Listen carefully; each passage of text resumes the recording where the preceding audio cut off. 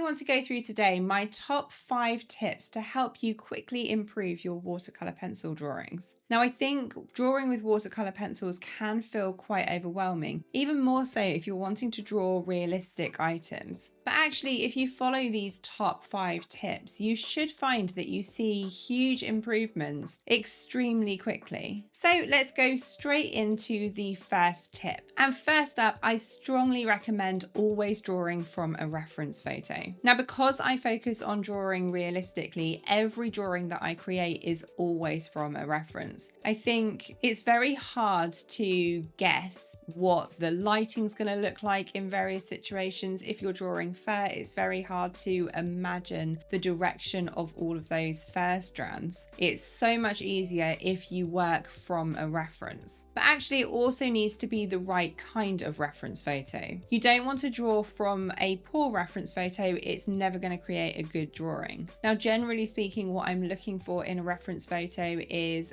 first and foremost for it to be really nice and clear. I want to have a reference photo where there's a good amount of detail. I also only want to draw from reference photos which have a decent amount of contrast. So I want a good amount of lights, darks, and midtones. And we'll talk a bit more about contrast in a little while. Finally, whatever I'm drawing, I always want the reference photo to be from the right angle. If you try and draw anything from a funny angle, what might look okay in a photo often doesn't translate very well into a drawing. So if I was drawing an animal, I would draw from their eye level. If I was drawing a food item, I would also be drawing it head on. And that brings me into my next tip and my next step of the process. Before I can even start thinking about putting any of the watercolor pencil down on the paper, I need to have a good framework, a good accurate sketch built in. I don't think enough people spend enough time doing this. I want to make sure that all of the proportions are right, accurate, and marked in before I start adding any color to the paper. You could have the most amazing watercolor pencil colors and shading, but if your sketch is wrong, it's never going to look amazing. Now, I like using something called the grid method to make my sketches. This is where I put a grid on my drawing paper and a grid on my reference photo, and I just draw what's in each individual square. So often I'll find if I'm trying to draw a familiar object, I would assume that I know the shape of it already. So with an apple, you would just assume that it's round, but it's actually not. So by drawing just what's in each of these individual squares, it forces you to look at the object, the sketch, as just a series of random shapes, and you end up with a much more accurate sketch. If it's a particularly complicated sketch that I need to create, like maybe a face, I can add smaller squares to make it a little bit easier and even more accurate. Or if it's a really simple object, I can make a really large grid. But the important thing here is to take your time and really focus on getting it accurate. Once I've drawn in my whole sketch, I can then erase the grid lines and I'm left with just my sketch outlines. Now, it is worth noting that I've been pressing really hard with the pencil on the sketches you've seen here. That's simply so that it shows up on the camera. The goal of the sketch is to create really light, accurate lines so that it doesn't show through that watercolor pencil at the end. Now, before we go any further, if you are finding this video helpful, please do click the like button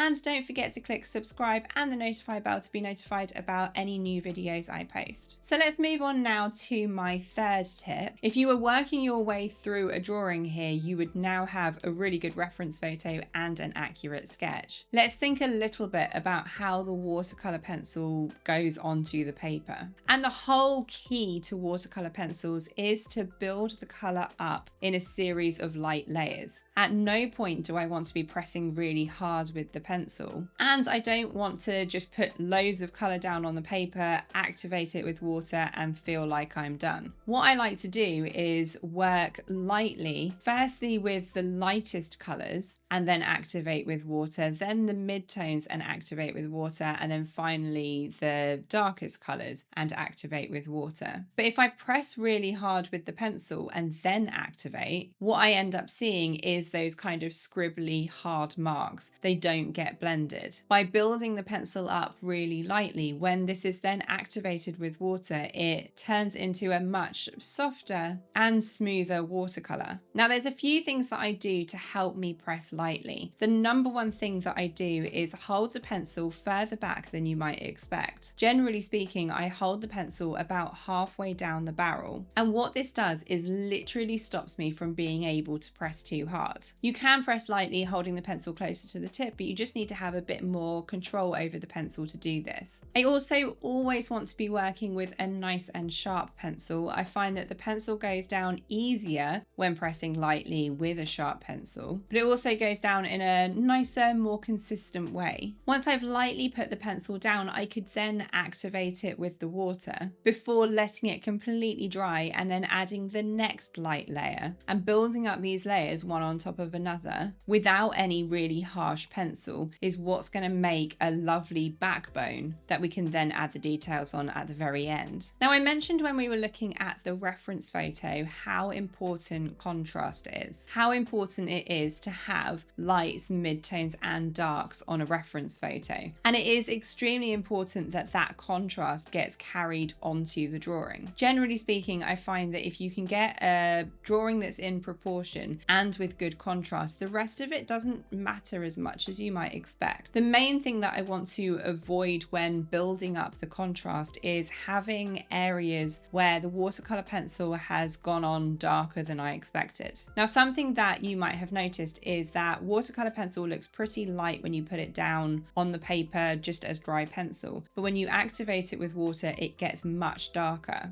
If we don't plan for that, we're not going to be able to build up that contrast correctly, and we're going to end up with drawing that looks much too dark. So the best thing that I find to help kind of be ready and plan for this is to create something called swatches. I make color swatches for every single set of pencils that I have. What I do with watercolor pencils is I put the pencil down from as light as I can go to as dark as I can go, and I then on half of that swatch activate it with the water, going from light to dark. And I do this for every color in my set. What that then shows me is for the amount of pencil that I put down on the paper, what that will then look like when activated with water. So I can see how little pencil it takes to create a really vibrant color. Generally speaking, it means that I get less surprises when I activate with water. I also think it's worth noticing how different some colors look when they're dry and just pencil versus when they've been activated with water. Some of them completely change. So I think it's important to plan for that. So on to my final and fifth tip, which is to keep going. Now, something that you might have noticed about watercolor pencils is that for large amounts of the process, in my opinion, it doesn't look very good. There is a very long ugly duckling phase with watercolor pencils. And sometimes when you get to the point that your drawing looks like this, it can be very tempting to just say it's not going to work, it's never going to look good, and give up. But my fifth tip is to keep going. If you have gone through all of the other tips, generally speaking, there's no reason it's not going to turn into a good drawing. You just need to keep building up those light layers of color one on top of another, and eventually it will turn into a beautiful drawing. It just doesn't turn good until the very end. There is a certain amount of patience that I think is key. Now, if you've liked any of the drawings you've seen in this video, I do have full tutorials available on my website. I have loads of tutorials covering all sorts of different subject matters in not only watercolor pencils, but also colored pencils and graphite pencils.